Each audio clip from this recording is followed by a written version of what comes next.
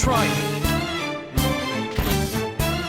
What's up, guys? So you know the drill, it's Friday, right? Let's get right into this Fighters Pass 1 plus Piranha Plant, because I don't think he was technically part of that. So, with this character, people don't really utilize down B enough. This is kind of a built-in mix-up tool, right?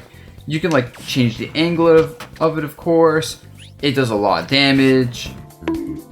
It also murders shield. So it destroys shields.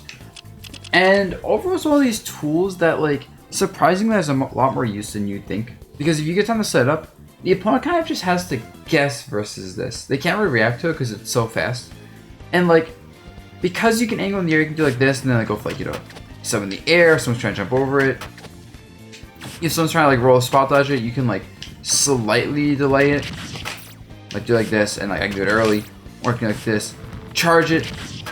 So you can also shorten if you think someone's gonna like swing to punish it, and then like maybe set up like a neutral blade afterwards. So it kind of just gives you a lot of options to threaten people. Add in like things like this first to like make them have to deal with like the neutral B, because they might want to roll in or do something in reaction. They can like down B to punish that. It's really good. And also I see, you know, Piranha Plant players, things like that, where they go up stage edge guard with it. And once again, it's really good for that as well.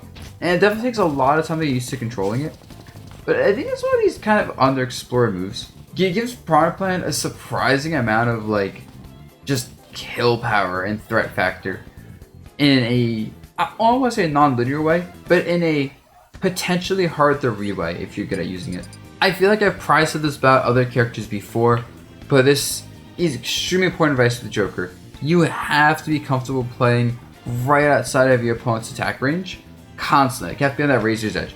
Because this character's burst range and like gun range and side B range is pretty far, but like not like full screen, right?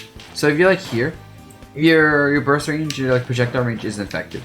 But if you're here, you're liable to getting hit, and Joker's damage output without Arsene isn't actually that great. And like his hitboxes and a lot of things about like his normals aren't the best. But his main thing is mobility, right? So like if you're like here, say versus Peach, where you can pressure with like gun and side B and your dash attacks, your dash grabs, even just like kind of like jumping in like that. Like you're very threatening at this range.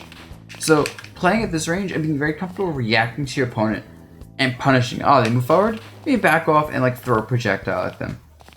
You know, they run away from you. Alright, maybe move forward and throw more projectiles. Oh, they see him running at you, maybe like jump back here. Oh, they whiffed an attack because you backed off, dash attack. Like you have to constantly be ready to react and punish. Because that's what makes this character good, is the consistent mobility allowing them to basically constantly bait and punish, react, hit someone. You know, get free like down B charges out of like slower attacks potentially too.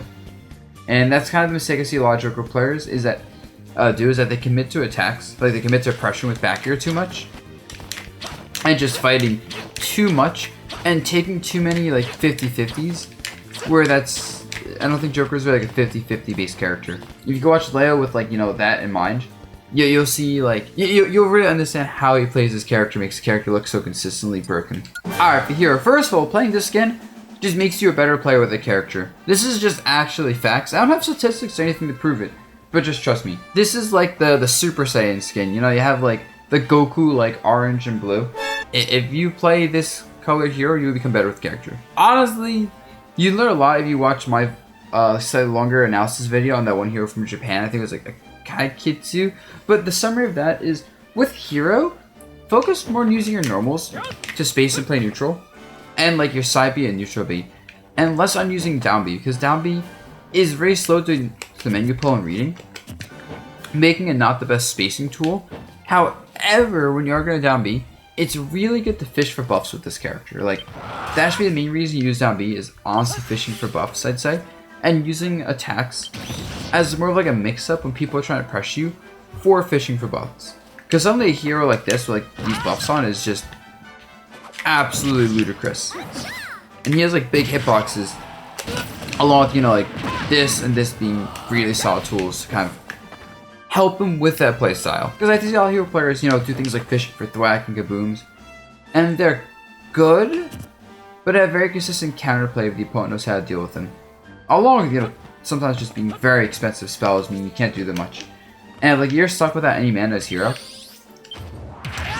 It gets really hard when you can't like do things like using like your charged neutral Bs, your charged side Bs, all that stuff. And the heavy hero player that just spams like down B online and mashes and prays, I hate you all. Alright, Banjo players. Y'all gotta stop using those side Bs in dumb spots. Like, man, alright, when you do like this in neutral, right? I'm just like, bro, what are you doing? There's so much time to react. Even online, there's a good amount of time to react to this. Like, if you're like here, I get it. It's point blank. Hard to react to can be a good option. Very, very risky though. If someone blocks it, they can just like block and interrupt and smash you. And if you do it from like here and they block it, they get like a big punish, right? So, save this more. Use this more sparingly. Zone people out. Threaten with it. Something that's good is kind of baiting someone out. Do like this, look like you're gonna like side B and then just don't. See how someone reacts. See if they like jump at you, maybe. Like they double jump. See if they air dodge. See if they panic and use that to your advantage. And mostly use the side Bs more so when someone's in a bad spot. Someone's landing from disadvantage. Someone's at the ledge, has to pick a ledge option. And obviously save for your recovery because you need it for your recovery. If you don't have side B and you're trying to recover, you're screwed for a good player. Hell, if you're trying to play neutral without the threat of side B, you're gonna have a hard time versus a good player. So the threat of this move is sometimes more important than actually using the move. Unless you're playing in some god-awful connection, then just spam it, it's gonna work.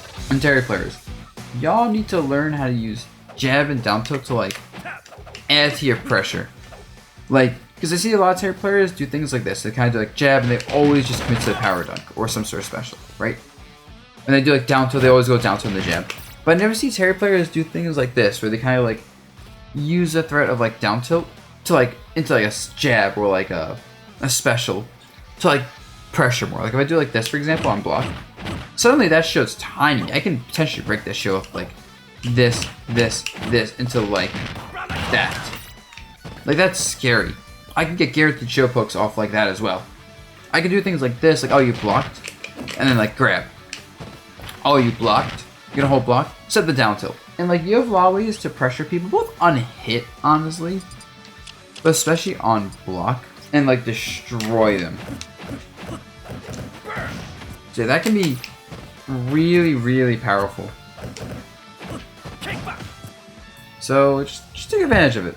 Go for resets. Even things like this, like, can be surprisingly really effective. And basically, when you get in, you want to make your pressure as non-linear as possible, because that's when Terry's really scary. Something that I see from Leo and no other Byleth is just proper usage of Nair. This Nair is discount Palutena Nair. Like, honestly, it's big. It's not the fastest, but it's fast enough. It's a multi-hit though, which is absurd because it catches spot dodges, can catch like rolls, and this is so big, it can actually outspace a lot of moves. Like surprisingly, like this is pretty disjointed. It's hard for a lot of characters to challenge this. Combine that the fact that you get combos, like you do like this and fast fall it. You can like combo with a dash attack there. How you can combo into like Nair. I mean, down tilt is really good with that. And do things like this, potentially. Don't judge me, I don't play this character. You can do a lot with this Nair. So it's also hard to punish. Like if you cross someone up with this move, it's surprisingly for a lot of characters hard, if not impossible, to punish. And like by just running up and doing this move, you have to make people respect it, allowing you to play your zoning game with like your long range attacks a lot more. And yeah, I just don't know why I don't see people use this move more. I see people like using all these characters like long range moves, and I'm like, it's so predictable that it's easy to just kind of rush her down, or even just camp her out. Honestly. Here we go. C combo. Kill. Alright guys, that'd be it for this video. Hope y'all learned something, like always. And I'll catch you for the next and probably last one of these videos. And then I'll start, another series afterwards, which I think y'all will very like as well. Until then, peace out everyone.